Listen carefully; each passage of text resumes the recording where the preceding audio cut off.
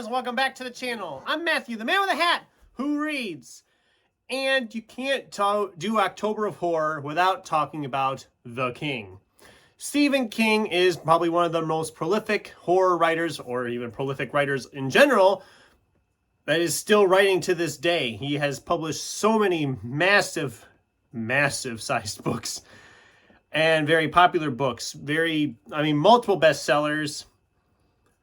But people always, at least I did when I first started, was trying to figure out, where do you start with Stephen King? There is so much to pick from, so many books out there. It's really hard to kind of pinpoint where to start if you've never read Stephen King before. And so I thought it'd be fun, since I've read quite a few of his novels now, to do a little list of like my favorites, my top 10 favorite Stephen King novels / books I have read. Disclaimer, I haven't read everything, and I have not read any of The Dark Tower. So if you're thinking, oh, why isn't The Dark Tower mentioned, or why isn't such and such mentioned, it's either I didn't read it or I didn't love it.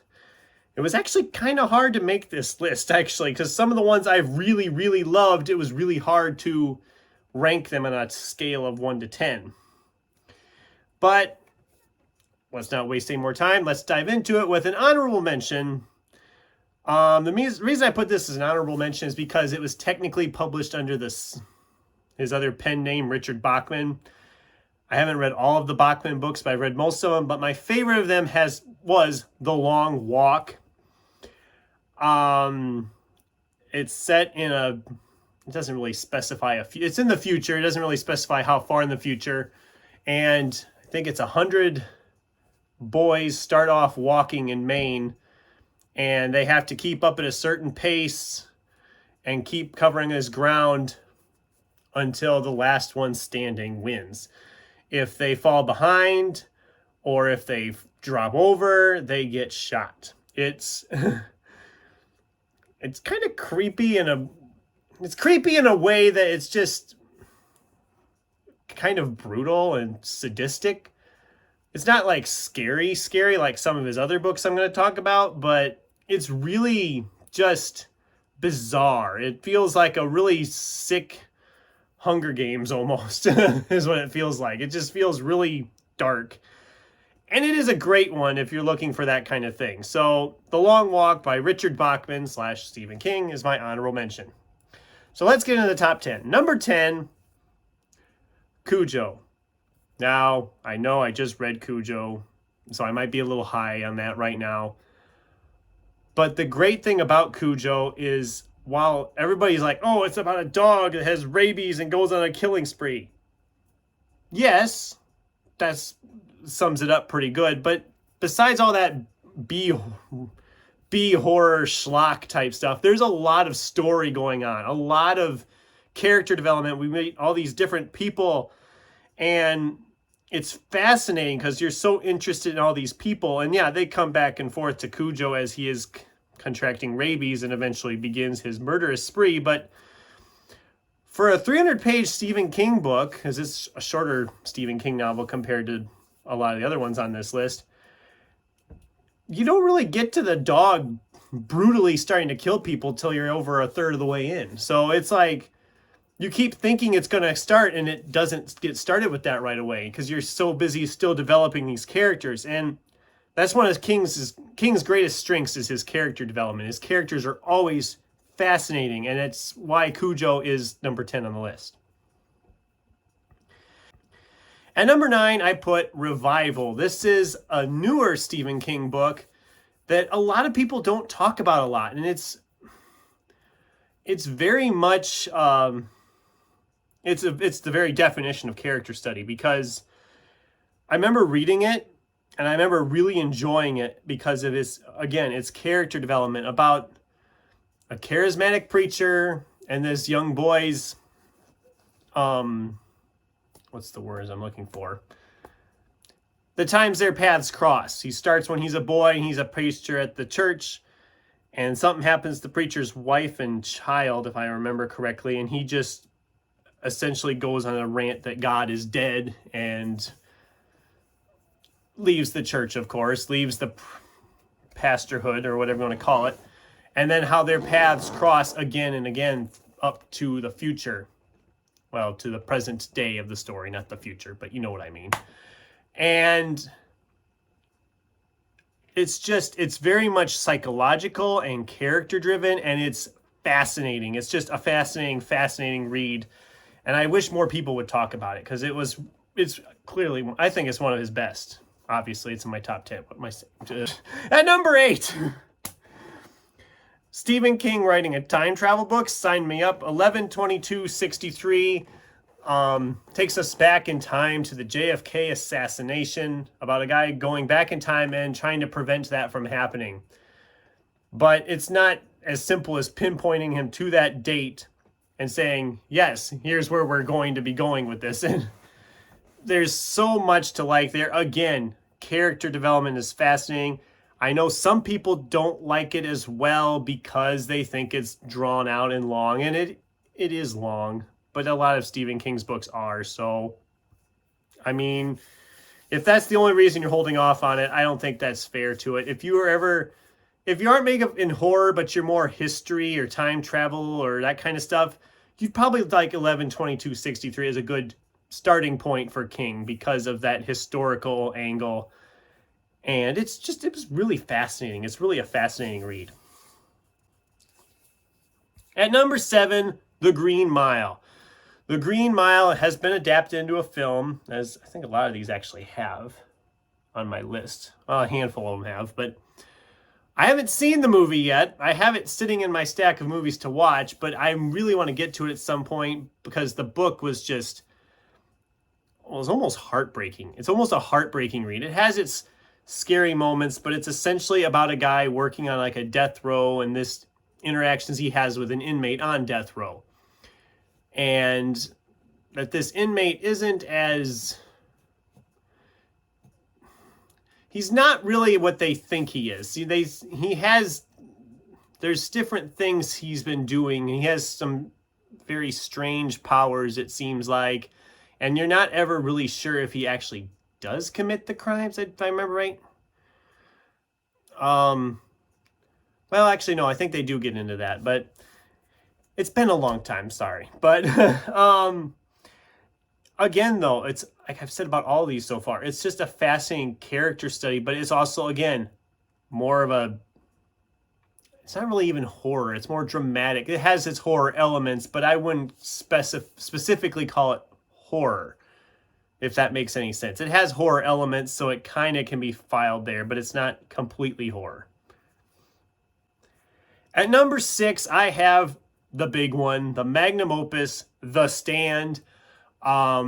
I will say this, I was glad I read The Stand when I did, which was pre-COVID, because if I had read it post-COVID, it would have probably freaked me the hell out a lot more. But The Stand, a virus gets out, kills off about 90% of the population, and then this story is following the survivors of said apocalypse. And it's just, if you're like a post-apocalyptic person, it's the book for you. Again, it has some horror elements, quite a few actually, but I wouldn't call it straight up horror either.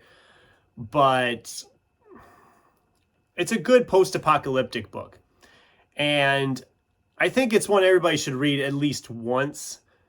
It is a massive tome. It's probably the biggest one I'm talking about on this list, actually.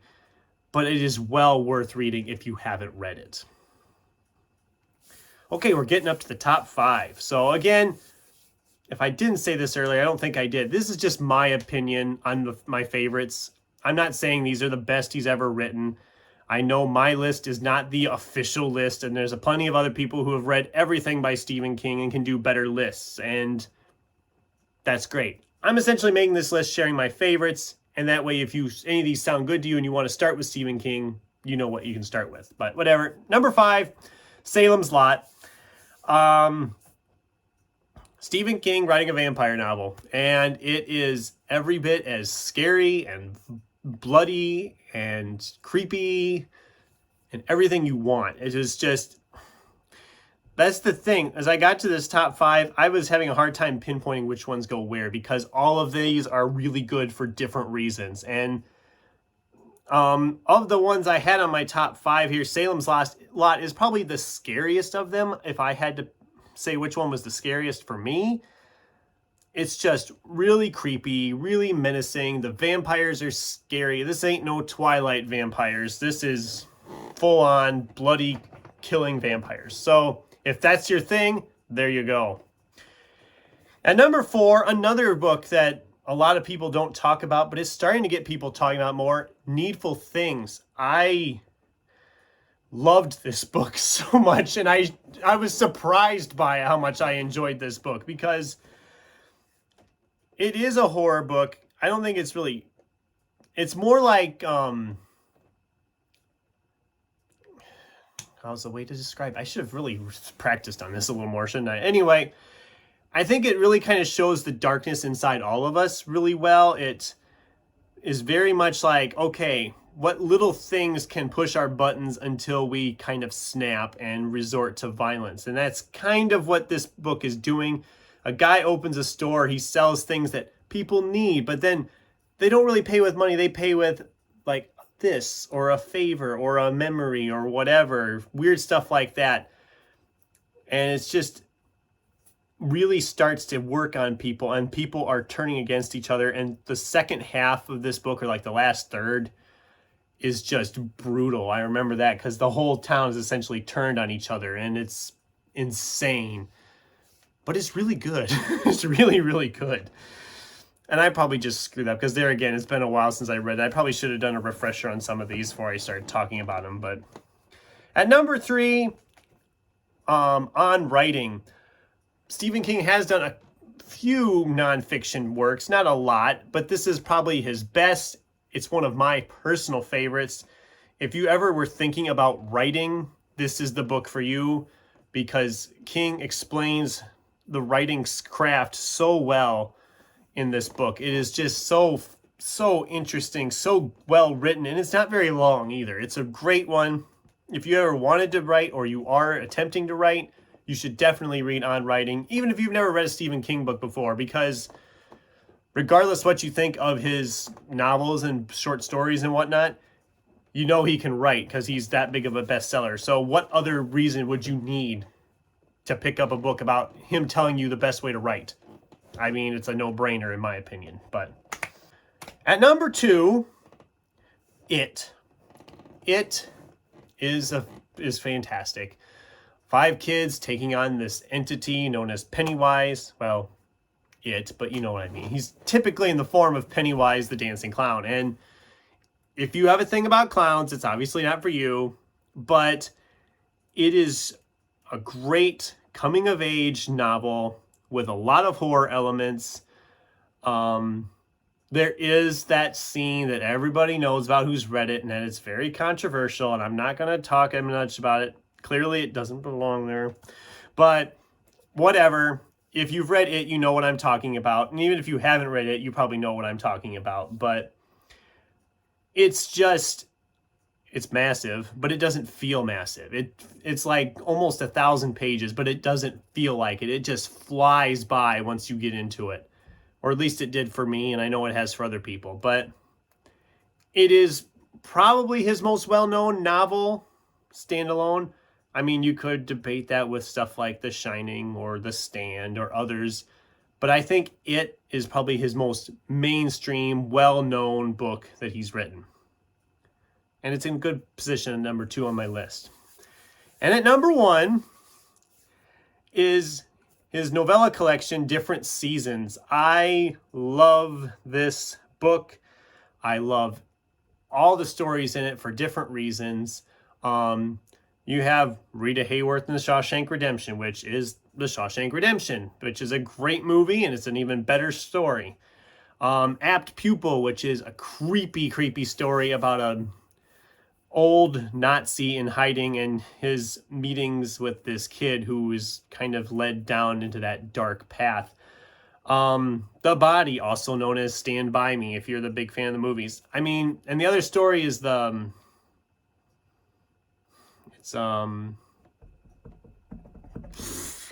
I forgot what it's called. It's the lone.